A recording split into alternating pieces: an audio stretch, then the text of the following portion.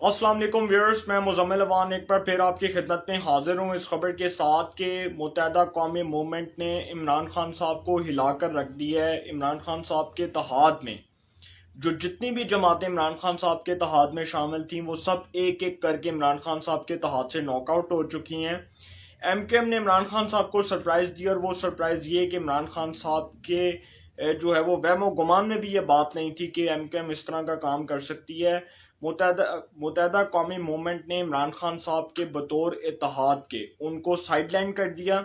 उनको छोड़ने का फैसला कर दिया और एमकेएम ने हुकूमत से अलहदगी का ऐलान करते हुए अपोजिशन से हाथ में ला लिए। ये जो खबर है ये बड़ी इंपॉर्टेंट खबर है, इसके ऊपर बड़ी डिटेल के साथ बात करनी है, इसलिए क्योंकि इसके साथ साथ जो है वो फैक्ट्स जुड़े हुए हैं और जो बुनियादी फैक्ट्स हैं वो आज मैंने आपके सामने रखने हैं। बड़ी इंपॉर्टेंट डिस्कशन करने जा रहा हूँ। एमकेएम ने जी इमरान खान साहब को तब झंडी करवाई है जब इमरान खान साहब को 3 से 4 वोट चाहिए थे और इमरान खान साहब ये बात सोच कर बैठे हुए थे कि शायद एमकेएम का जो वोट है वो मेरे लिए जो है वो मेरे इक़्तिदार के लिए बहुत अहम साबित होगा, बहुत अहम संगे मील होगा। लेकिन इमरान खान साहब के वहमो गुमान में भी ये बात नहीं थी कि मुत्तहदा कौमी मूवमेंट इमरान खान साहब के खिलाफ जाएगी और उनके खिलाफ फैसला देगी, क्योंकि ये एक रात पहले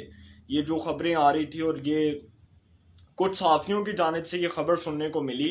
कि एमकेएम ये फैसला कर चुकी है कि वो इमरान खान साहब के खिलाफ तहरीक अदम एतमाद में वोट देगी। और उसमें जो कुछ बुनियादी पेशरफ थी वो ये थी कि पीपल्स पार्टी के साथ उनके मुतालबात जो उन्होंने पीपल्स पार्टी की क़यादत के सामने रखे थे, पीपल्स पार्टी की सीनियर टॉप लीडरशिप के सामने रखे थे, उसको तस्लीम कर लिया गया। अब मुराद अली शाह साहब जो चीफ मिनिस्टर पंजाब हैं उन्होंने एक मुसवदा तैयार किया और उस मुसवदे के मुताबिक एमकेएम के साथ बैठे, उनके साथ बैठकर बातचीत की, उनके साथ बैठकर मामलात को सुलझाया, मामलात को मुज़ाकरात की तरफ लेके गए और एमकेएम की जो डिमांड्स हैं कराची के अंदर बिलखसूस उनके जो कारकुनों को गिरफ्तार किया गया, उनके दफातर खोलने की उनको इजाज़त दी जाए, कराची के अंदर जो बल्दिया एडमिनिस्ट्रेटर है उसके अंदर उनको एक जो है वो एक उनको रोल दिया जाए, उसके अंदर उनको एक हिस्सा चाहिए, सिंध के अंदर उनको सिंध काबीना के अंदर उनको हिस्सा चाहिए, वफाक के अंदर उनको हिस्सा चाहिए। तो पाकिस्तान पीपल्स पार्टी ने जरदारी साहब ने शतरंज की चाल खेलते हुए एमकेएम को अपने तरफ मिला लिया और इमरान खान साहब के तहात से निकलवा दिया और उन्होंने ये बाद में ऐलान किया कि हम इमरान खान साहब की हमायत नहीं करेंगे, क्योंकि जो परवेज इलाही साहब का फ़ोन है उसके ऊपर तो बाद में आऊँगा। गवर्नर सिंध इमरान इस्माइल साहब के ज़िम्मे ये ड्यूटी लगाई गई थी कि वो मुत्तहदा कौमी मूवमेंट से रब्ता करें। अब मुत्तहदा कौमी मूवमेंट ने क्या किया कि उनके 2 वज़रा जो इमरान खान साहब की हुकूमत के एक तो माउथ पीस कंसिडर किए जाते थे, फ़रोग नसीम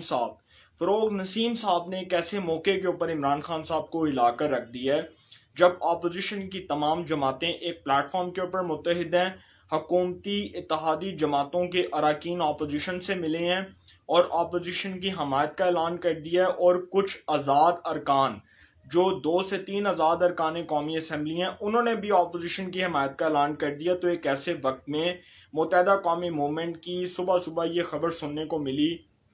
उनकी जानिब से ये रद्द-ए-अमल आया कि जी दोपहर 1 बजे इस्तीफ़े आएंगे वफाकी वज़रा के और इमरान खान साहब की हुकूमत में जो 2 वफाकी वज़रा हैं अमीनुल हक और फ़रोग नसीम साहब दोनों मुस्ताफ़ी होने का ऐलान कर देंगे। इमरान खान साहब के लिए ये खबर बहुत डैमेजिंग साबित हुई और उन्होंने आखिरी वक्त तक ये कोशिश की कि किसी तरह वो अपने तहादियों को इस बात पर कायल कर सकें, इस बात पर मना सकें कि वो अपने तहादियों को उनके मुतालबात को तस्लीम करेंगे, तहादियों को साथ लेकर चलेंगे। लेकिन उनको इसमें जो है वो नाकामी हुई, इमरान खान साहब को इसमें डिफीट हुई और इमरान खान साहब के तहादी उनके हाथ से फिसल के अपोजिशन की तरफ जा गए। और इमरान खान साहब के खिलाफ ये जो सारा कुछ हो रहा था ये बेसिकली उनके अपने माइंडसेट के मुताबिक हो रहा था, क्योंकि जिस तरह की वो बातें कर रहे थे, जिस तरह की उनके तहादियों के बारे में परसेप्शंस थे, जिस तरह के उन्होंने ख्यालात अपने जहन में बिठाए हुए थे, तो वो चीज़ें जब उनके आड़े आई हैं तो अब उनको पता चला है कि तहादी उनके हाथ से निकल गई हैं और अब वो कौमी असम्बली में बतौर वज़ीर आज़म के अपना एतमाद भी खो चुकी हैं, अपनी अक्सरियत भी खो चुकी हैं। और टीवी के ऊपर ये जो खबर आई थी 163 हुकूमत के और 164 गवर्नमेंट के, 177 अपोजिशन के, तो सर अब ये नंबर्स बढ़ चुकी हैं, हुकूमत के 150 हो चुकी हैं और अपोजिशन की जो है वो तकरीबन 190 के करीब हो चुके हैं, 191 हो चुके हैं, क्योंकि 191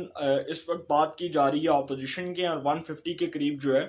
गवर्नमेंट के बताए जा रहे हैं। 341 बनते हैं टोटल। एक जो रुकन है ख्याल जमान साहब, उनकी वफात के बाद तहरीक इंसाफ की एक नशस्त खाली है। 342 का ऐवान है, ये टोटल 341 बनते हैं। अब इन 341 में से इमरान खान साहब तो बतौर वज़ीर आज़म के कौमी असम्बली में एतमाद खो चुके हैं, इस बात में तो कोई शक नहीं है, क्योंकि जो वज़ीर आज़म 172 नंबर्स अपने पास नहीं रख सकता, वो कौमी असम्बली में शो नहीं कर सकता, इसका मतलब कि वो फारग है। अब अपोजिशन के पलड़े में ये जो नंबर्स आए हैं, इसमें अगर आप मुनहरिफ अरकान को निकाल दें, क्योंकि मुनहरिफ अरकान का case supreme court of Pakistan में चल रहा है, उसके ऊपर प्रेसिडेंशियल रेफरेंस जो एक सदारती रेफरेंस है आर्टिकल 63A के मुताबिक, उसके ऊपर सुप्रीम कोर्ट ऑफ पाकिस्तान का जो भी जजमेंट आएगा वो सबको कबूल होगा। लेकिन इत्तेहादियों को वोट डालने की इजाज़त है, इत्तेहादी वोट ज़रूर डालेंगे, इसमें कोई शक नहीं कि मुनहरिफ अरकान भी डालेंगे, लेकिन इत्तेहादी पूरे हो चुके हैं। तो गवर्नमेंट अब अपनी क्रेडिबिलिटी लूज कर चुकी है, बड़ी बुरी तरह लूज कर चुकी है। इमरान खान साहब एतमाद का वोट खो चुके हैं, और एतमाद का वोट उनको चाहिए था असेंबली के अंदर, और उनके इत्तेहादियों ने उनको दचका लगा दिया है। उनको वो कहते हैं ना कि आफ्टर शॉक होना, तो इमरान खान साहब को जो आफ्टर शॉक्स लगे हैं उनके इत्तेहादियों की तरफ से, ये बहुत डैमेजिंग है। और ये इसलिए भी डैमेजिंग है कि मुस्तकबिल में इमरान खान साहब जो हैं अब मुझे बचते नजर नहीं आ रहे। दूसरी बात यह है कि इमरान खान साहब की अक्सरियत खोने के बाद उस्मान बुज़दार साहब की तरफ आते हैं, और उस्मान बुज़दार साहब का जो इस्तीफा है वो परवेज़ इलाही साहब से कैसे जुड़ा हुआ है, इसके ऊपर बड़ी डिटेल के साथ बात करने जा रहा हूँ। कि उस्मान बुज़दार साहब के बारे में ये खबर आई थी कि उन्होंने अपना इस्तीफा वज़ीर आज़म साहब को भिजवा दिया, लेकिन अब ये खबर सुनने को मिल रही थी कि जी अभी उन्होंने इस्तीफा नहीं दिया, और उनका इस्तीफा गवर्नर चौधरी सरवर साहब, गवर्नर पंजाब चौधरी सरवर साहब को साल नहीं हुआ। अब ये खबर दुनिया न्यूज़ के ऊपर चली, और ये बात पता चली कि उस्मान बुज़दार साहब का इस्तीफा मंजूर कर लिया जाएगा,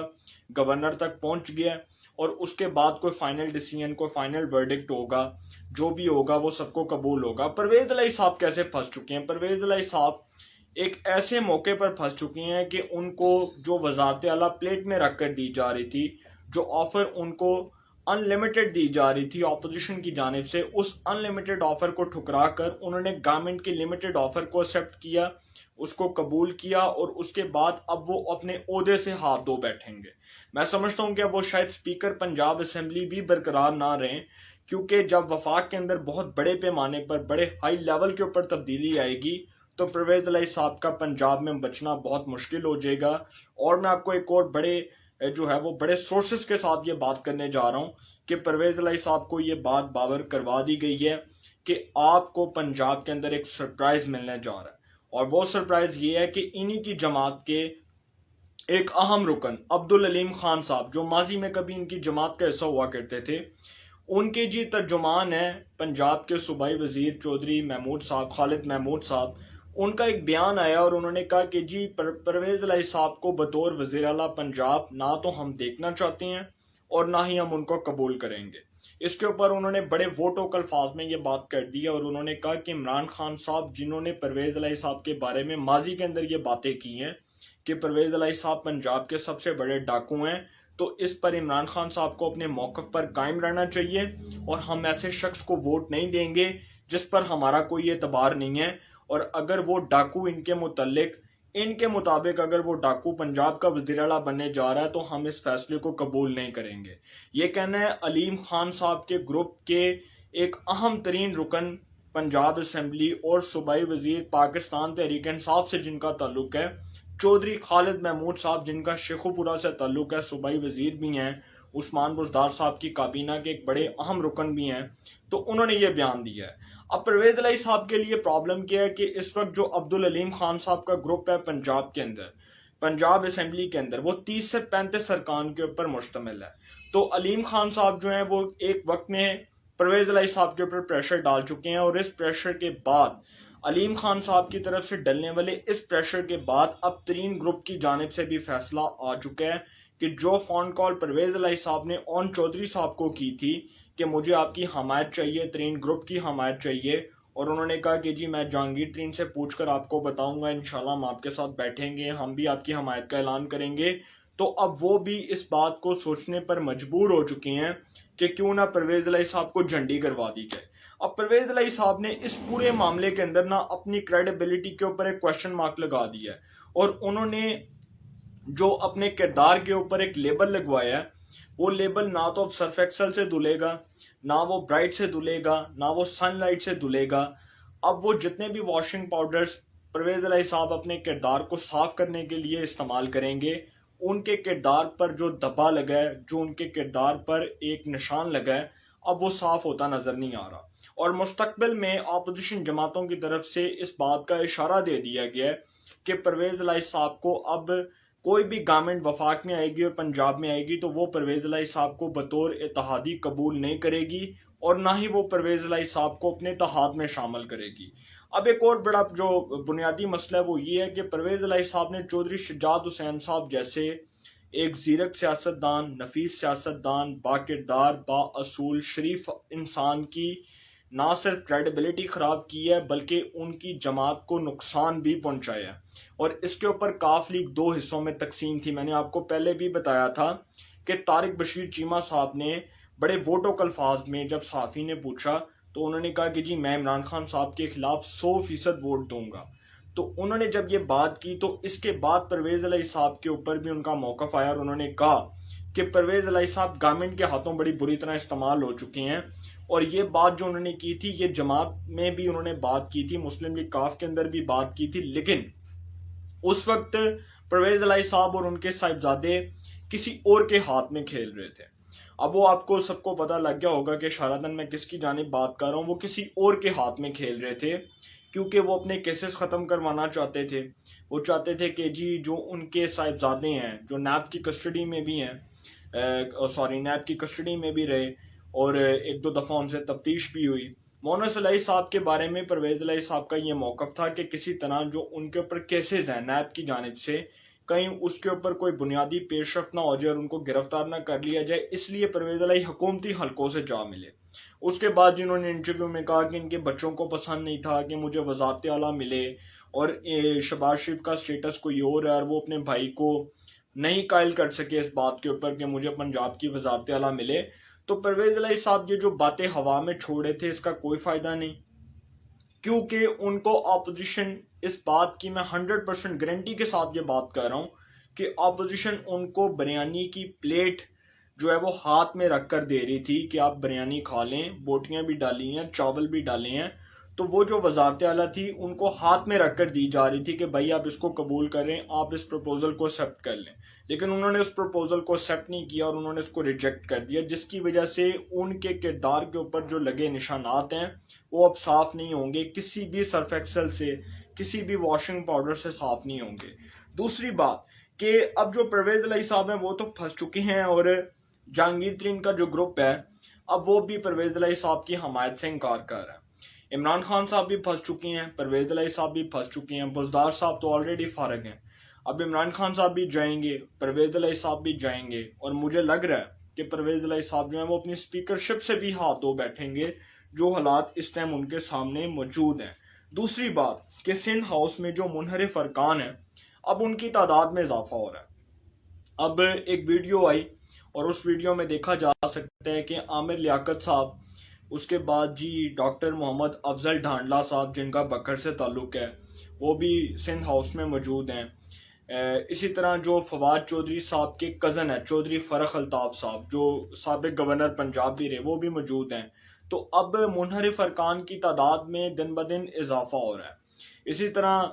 आप देख सकते हैं कि हुकूमत जो है उसके लिए दिन ब दिन मुश्किलात बढ़ रही हैं और इमरान खान साहब जो अभी तक ये बात करते नज़र आ रहे हैं कि जी मुझे कोई डर नहीं है, मैं तमाद के ज़रिए मैं डट के मुकाबला करूँगा, आखिरी बॉल तक लड़ूंगा।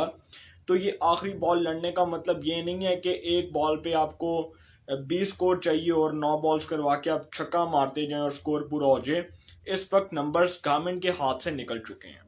हुकूमत को ये बात समझ लेनी चाहिए कि हुकूमत जो है कौमी असम्बली में सादा अक्सरियत खो चुकी है। ये 2/3 अक्सरियत की बात नहीं कर रहा है, ये वो सादा अक्सरियत के जिसके अंदर 172 बंदे वज़ीर आज़म को अपनी अदम एतमाद नाकाम बनवाने के लिए ऐवान में शो करने होते हैं, उसमें इमरान खान साहब फारग हो चुके हैं। इमरान खान साहब की सप्ली आ चुकी है, उनकी ज़िमनी इंतखाबात में सप्ली आ चुकी है, वो फेल हो चुके हैं, वो जो पर्चा दे रहे थे उसमें वो फारग हो चुके हैं। अब ये नहीं हो सकता कि 40 दिन बाद पर्चा हो, अगले साल पर्चा हो। हाँ, अगले साल हो सकता है, क्योंकि अगर वो तैयारी करें, नए इंतखाबात की तरफ जाएं, तो वो ज़रूर हो सकता है। एक बड़ी इंपॉर्टेंट खबर देने जा रहा हूँ, बहुत इंपॉर्टेंट खबर देने जा रहा हूँ कि एक्सप्रेस न्यूज़ के एक जर्नलिस्ट हैं आमिर इलियास राना साहब, जो बड़े सीनियर जर्नलिस्ट हैं, हमेशा अंदर की खबर देते हैं। उन्होंने on the front Kamran Shahid साहब के प्रोग्राम में आकर ये खबर दी कि इमरान खान साहब की जो जनरल बाजवा साहब से मुलाकात हुई है, इसके बारे में तो फवाद चौधरी साहब ने खैर इतराफ़ कर लिए कि 2 मुलाकातें हुई हैं। अच्छा, इन 2 मुलाकातों के अंदर इमरान खान साहब ने जनरल बाजवा साहब के सामने ये स्टेटमेंट रखा है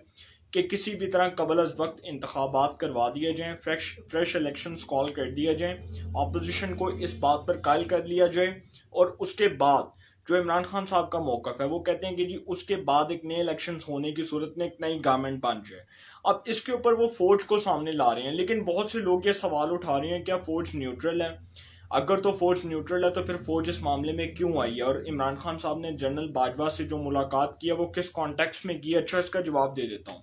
पहली बात तो ये है कि इमरान खान साहब अब आखिरी हाथ पांव मारने की कोशिश कर रहे हैं। वो जो कहते हैं ना कि आखिरी हाथ पांव, आखिरी पल्ला मारने की कोशिश कर रहे हैं कि किसी तरह जनरल बाजवा की हमायत से अपोजिशन को इस बात पर कायल कर लिया जाए मुज़ाकरात के ज़रिए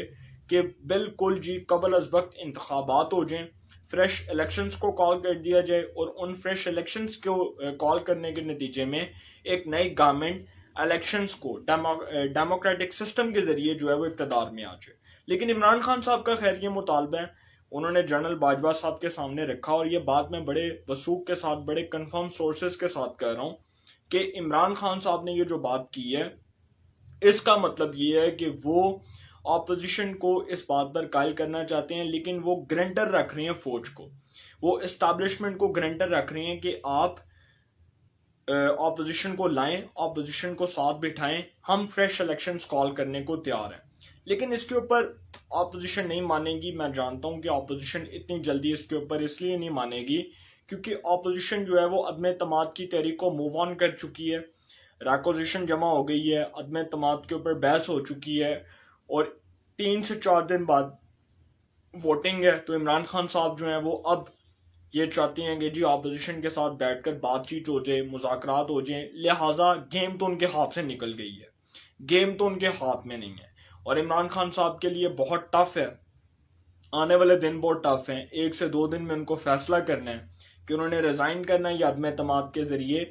जाना है, क्योंकि अगर वो रिज़ाइन करते हैं तो उनकी इज्जत बच जाएगी, अगर वो नहीं करते तो बाइज्जत नहीं बल्कि बेइज्जत तरीके से उनको अदम एतमाद के ज़रिए नॉकआउट होना पड़ेगा। इसमें तो कोई शक नहीं है कि अपोजिशन के नंबर्स पूरे हैं। दूसरी बात जो मैं आपके साथ आखिरी बात करने जा रहा हूँ, वो जी एक आखिरी जो बात है वो ख़त की बात है। वो ख़त जिसको इमरान खान साहब कहते हैं कि जी मेरे खिलाफ एक साजिश है, और पहले उन्होंने इल्ज़ाम लगाया यूरोपीय यूनियन के ऊपर कि जी उनकी जानिब से मेरे खिलाफ साजिश की जा रही है, मुझे इक़्तिदार से निकालने के लिए ख़त लिखा गया है। लेकिन अब वो नया शोशा छोड़ रही हैं। अब वो कहते हैं कि जी मैं सहाफ़ियों को बुलाऊंगा, 14 सहाफ़ियों को बुलाकर उनको वो ख़त दिखाऊंगा, और वो जो 14 सहाफ़ियों के साथ मुलाकात थी उसको मौखर कर दिया गया। उसको इसलिए मौखर कर दिया गया क्योंकि इमरान खान साहब जो हैं वो इस हवाले से इस्लामाबाद हाई कोर्ट का भी एक फ़ैसला आया, और शहरी ने दरख्वास्त दी इस्लामाबाद हाई कोर्ट में कि इमरान खान साहब को रोका जाए कि वो मुल्क के सिक्योरिटी जो हसास मामलात हैं उसके ऊपर इस किस्म के ख़त को पब्लिक ना करें। जो मुल्क की नेशनल सिक्योरिटी है, जो मुल्क के सिक्योरिटी मामलात हैं, इस पे इमरान खान साहब जो है इस किस्म के ख़त को पब्लिक ना करें, जिसको वो मंजर आम पर लाने के लिए ये बात कर रहे हैं कि मेरे खिलाफ साजिश हो रही है और मुझे इक़्तिदार से निकालने की बातें की जा रही हैं, और मेरे खिलाफ इक़्तिदार और मेरे खिलाफ जो ये सब कुछ हो रहा है ये मुझे इक़्तिदार से निकालने के लिए किया जा रहा है। इस पे इस्लामाबाद हाई कोर्ट ने वज़ीर आज़म साहब को रोक दिया है कि वो इस किस्म के ख़त को पब्लिक ना करें। लिहाजा अब गवर्नमेंट के फैसले पे आई है कि इन कैमरा इजलास में इस ख़त को लाया जाएगा। पार्लियामेंट का जो इन कैमरा इजलास होगा उसके अंदर इस ख़त से मुतल्लिक ब्रीफिंग दी जाएगी। जबकि इमरान खान साहब ये बात कर चुके हैं कि मैं वफाकी काबीना के इजलास में वफाकी वुज़रा को ये ख़त दिखा चुका हूँ और वफाकी वुज़रा ये ख़त देख चुके हैं। अच्छा, अब मेरा इस पे एक सवाल है इमरान खान साहब से कि इस्लामाबाद हाई कोर्ट का फैसला अपनी जगह, उसका एक अदालत का, एक ऑनरेबल कोर्ट का फैसला है और उसने इमरान खान साहब के बारे में ये बात कर दी है कि एक दरख्वास्त गुजार जो अदालत में दरख्वास्त लेकर गया कि इसको पब्लिक ना किया जाए, इसके ऊपर तो अदालत की जो ऑब्जर्वेशन हैं वो सर आंखों पर हैं और इमरान खान साहब को अदालत का फैसला तस्लीम करना चाहिए। लेकिन इमरान खान साहब जब ये इल्ज़ाम लगा रहे हैं, एक जाने वो कहते हैं कि दो सूरतों में मैं बात करूंगा, एक जाने वो कहते हैं कि जी मैं ये ख़त जो है वो वफाकी वुज़रा को दिखा चुका हूँ, तो फिर कौम को दिखाने में क्या हर्ज है भाई, कौम को भी दिखाएं। दूसरी जानिब जब ये वो बात करते हैं, वो कहते हैं कि जी मैं इस ख़त को मंजर आम पर लाऊंगा, पार्लियामेंट में, पार्लियामेंट के इन कैमरा इजलास में इस ख़त को डिस्कस करूंगा। तो उससे पहले वो ये बात करें कि जब वो इल्ज़ाम लगा रहे थे यूरोपीय यूनियन के ऊपर जलसे के अंदर, 27 का जो जलसा था 27 मार्च का, उसमें उन्होंने यूरोपीय यूनियन के ऊपर इल्ज़ाम लगाया। अब वो इल्ज़ाम लगा रहे हैं पाकिस्तान में, एक जो पाकिस्तान के जो सफ़ीर हैं उनके ऊपर इल्ज़ाम लगा रहे हैं और वो कहते हैं कि जी वो जो सफ़ीर साहब हैं उनकी तरफ से ख़त हमारे सफ़ीर की जानिब से जी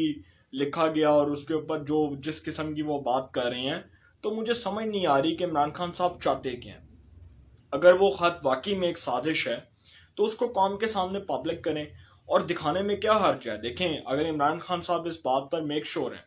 इस बात पर उनको इत्मीनान है कि हाँ भाई मेरे खिलाफ साजिश हो रही है, तो वो साजिश वो कौम के सामने बेनकाब करें, ऑपोजिशन के सामने बेनकाब करें और बताएं कि उनके खिलाफ किस हाई लेवल के ऊपर साजिश हो रही है। अगर उनके खिलाफ कोई साजिश हो रही है तो उनको वो साजिश कौम के सामने बेनकाब करनी चाहिए। एक जाने वो ये कहते हैं कि जी ख़त को पार्लियामेंट के इन कैमरा इजलास में दिखाया जाएगा, एक जाने वो कहते हैं कि जी यूरोपीय यूनियन ने ये साजिश की, एक जाने वो कहते हैं कि जी हमारे सफ़ीर ने साजिश की, एक जानिब इस्लामाबाद हाई कोर्ट का फैसला है कि आप इसको पब्लिक ना करें, एक जानिब वो ये कहते हैं कि जी ख़त मैंने वफाकी वुज़रा को दिखाया। तो बहुत अच्छा होगा कि वो कोर्ट के फैसले पर अमल करें। लेकिन आखिर में मैं ये बात करने जा रहा हूँ कि ना परवेज़ इलाही साहब बचेंगे, ना इमरान खान साहब बचेंगे। बुज़दार साहब टोटली फारग हैं, इत्तेहादियों ने इमरान खान साहब को झंडी करवा दी है। अब इमरान खान साहब फैसला कर लें कि अदम एतमाद के ज़रिए जाना है या इस्तीफ़ा दे के जाना है, क्योंकि मैं ये बात चीख चीख कर, चिल्ला चिल्ला कर मैं ये बात करता रहा हूँ अपने व्लॉग्स में कि वो लोग जो मेरी बात का मजाक उड़ाते थे आज हकीकत उनके सामने है। तो वो मजाक उड़ाएं या वो इमरान खान साहब को संजीदा लेकर उनको कोई अच्छा मशवरा दें, ये अब उन पर डिपेंड करता है। लेकिन इमरान खान साहब ने जाना ज़रूर है, रुखसती उनकी कन्फर्म है, उनकी रुखसती के लिए मुकम्मल तौर पर इंतज़ामात कर लिए गए हैं। मुझे डर है कि कहीं वो अशरफ गनी की तरह रातों रात ना मुल्क से भाग जाएं, क्योंकि अगर वो इस मुल्क से भाग गए तो इस मुल्क का जो कौमी ख़जाना है उसके ऊपर जितना बोझ पड़ेगा ये बात हमें बाद में पता चलेगी। लेकिन इमरान खान साहब ट्रस्टी नहीं है, उनका कोई पता नहीं है। ये जो लोग बेवकूफ़ बने हैं कि वो आखिरी बॉल तक लड़ेंगे, इस आखिरी बॉल पर उनको 100 स्कोर चाहिए और 100 स्कोर वो नहीं बना सकते। इस आखिरी बॉल पे या तो वो क्लीन बोल्ड होंगे या उनको पेवेलियन लौटना पड़ेगा, दो सूरतें हैं। इंशाल्लाह इस हवाले से जो अपडेट्स होंगी आपको इन्फॉर्मेशन मिलेगी। इंशाल्लाह फिर मुलाकात होगी। अपना बहुत ख्याल रखिएगा। अल्लाह निगहबान।